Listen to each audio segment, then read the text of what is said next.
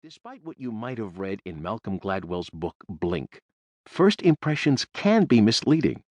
If you do a Blink-style fast-forward listen of this book, you might think it is mostly about me.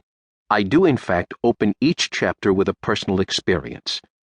I started studying the downside of ogling beautiful women because I wasted a good portion of my student years doing just that.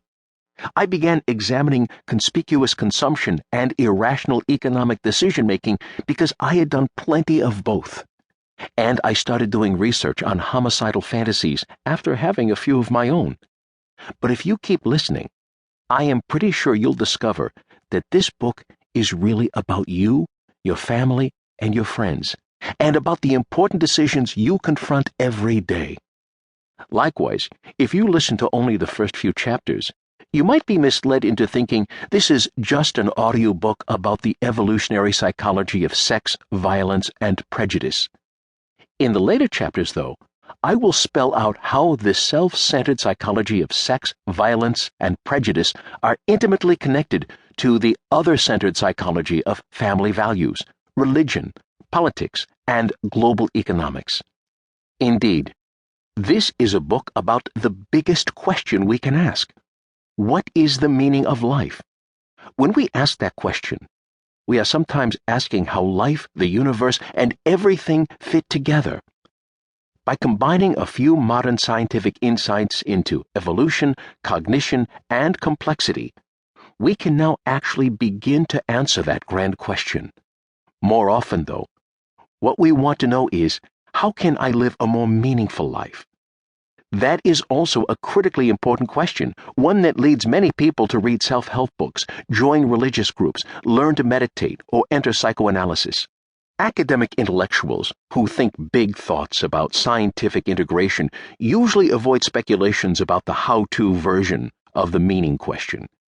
They leave that to the fuzzy-headed gurus who write pop-psych books about Zen and the art of belly-button contemplation. But I think the scientific lessons we have learned about the coherence of nature may have something very important to teach us about how to live a more meaningful life. Although this is a book about big scientific ideas, it is also about the fun side of solving intellectual mysteries, a frolicking journey to visit the wild things inside the human mind, and a jolly ride back in time for dinner.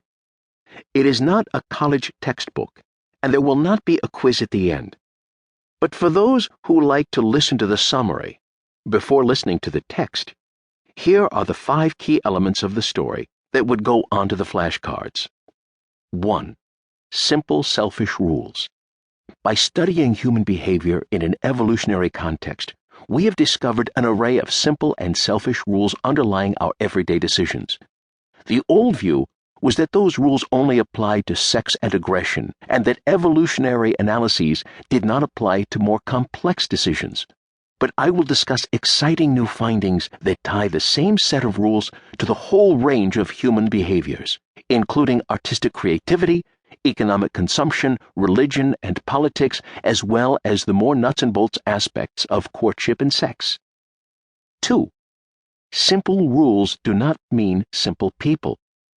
Contrary to popular opinion, the evolved decision rules inside our brains are not rigid. Instead, they are flexibly tuned to the environment. Work from my lab reveals that we are all multiple personalities. That is, each one of us can shift among several different subselves, each capable of adaptively changing the way we think and behave to negotiate the qualitatively different threats and opportunities that pop up in 7 key domains of social life.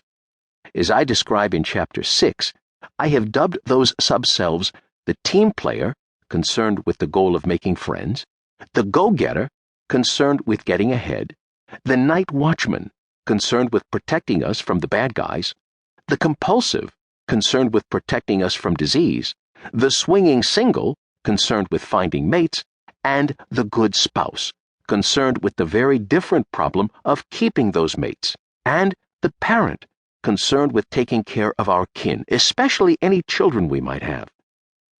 These different subselves come online at different times of our lives, and, as I will describe in Chapter 7, thinking about their links